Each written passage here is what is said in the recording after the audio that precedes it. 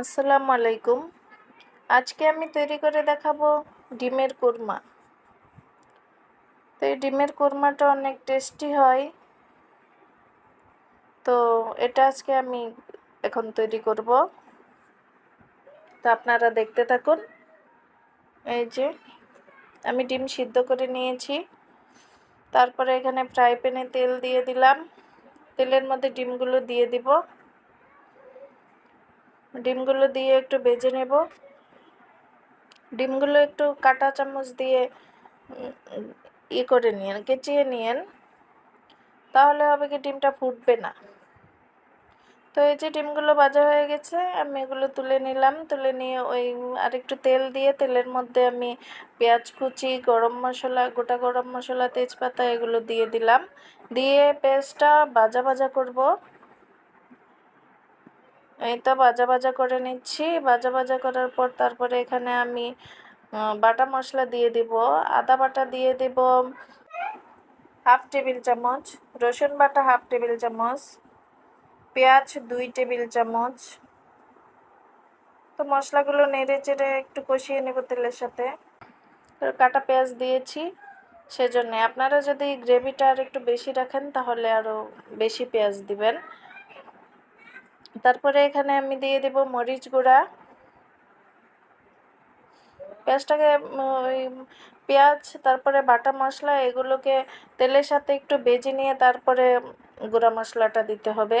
এখানে মরিচ গুঁড়া দিয়ে দিলাম, তারপর ধনে গুঁড়া দিয়ে দিলাম, ভাজা জিরার গুঁড়া দিয়ে দিলাম। এই তো গরম মশলা গুঁড়া দিয়ে দিলাম, পরিমাণ মতো লবণ, সব একসাথে দিয়ে দিলাম। দিয়ে এগুলোকে নেড়ে চেড়ে ভেজে নেব। এই তো তেলের মধ্যে একটু ভেজে কষিয়ে নেব।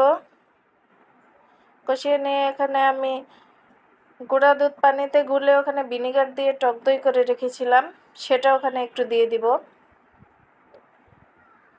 যে অর্ধেকটা আমি দিয়ে দিলাম, বাকি অর্ধেকটা পরে দেব।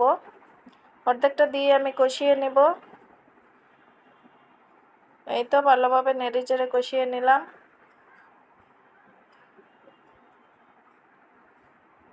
টক দইটা আপনারা ভিনেগারের পরিবর্তে লেবু দিয়েও করতে পারেন। গুঁড়া দুধ পানিতে গুলিয়ে লেবু দিলেই টক দই হয়ে যাবে। তো এভাবে করে নিয়ে আমি এখানে ডিমগুলো দিয়ে দিব। তো ডিমগুলো দিয়ে দিলাম। ডিমগুলো দিয়ে একটু নেড়ে চেড়ে আবার একটু কষিয়ে নেব। মশলাটা যত কষানো হবে তত টেস্টি হবে। তো এই যে আমি কষিয়ে নিলাম।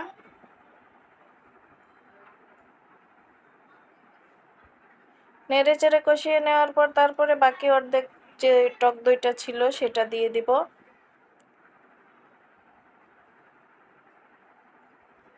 তো সেটা দিয়ে একটু নেড়ে চেড়ে তারপরে একটু পানিও দিয়ে দিব। এই তো পানি দিলাম।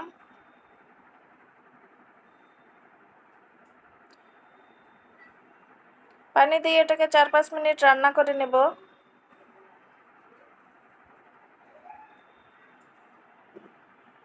তো এই যে এর মাঝখানে একটু নেড়ে চেড়ে দিতে হবে, না হলে প্যানে লেগে যেতে পারে। তো আমি নেড়ে চেড়ে রান্না করে নেব ওটাকে।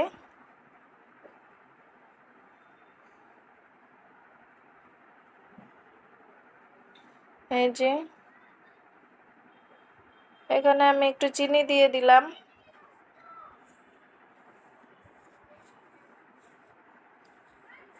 তো চিনি দিয়ে নেড়ে চেড়ে এটাকে এখানে আমি একটু কেওড়া জল দিয়ে দিব, হাফ টিস্পুনের মতো কেওড়া জল, তারপরে কাঁচামরিচ এগুলো দিয়ে আর একটু রান্না করে নামিয়ে নেব।